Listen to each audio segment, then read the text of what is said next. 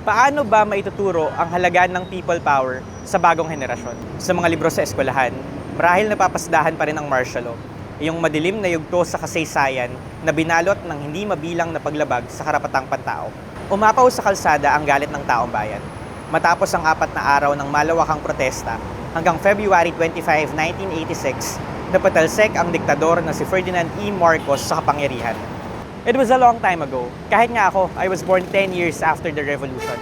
Paano pa kaya yung mga kabataan ngayon, nalalaking ang nakagisnang pangulo ay ang anak ng diktador na muling nakabalik sa palasyo? How do we tell them that it does not throw away what the generation or generations before us fought for? Mula ngayong araw hanggang February 25, samahan niyo kami sa Rappler na bisitahin ang mga lugar na naging tanda ng mapayapang pag-aaklas para sa kalayaan, para sa demokrasya.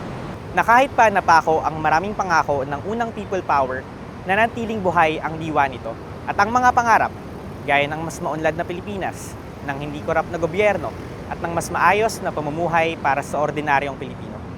40 taon na ang people power. Hindi tayo nakakalimot.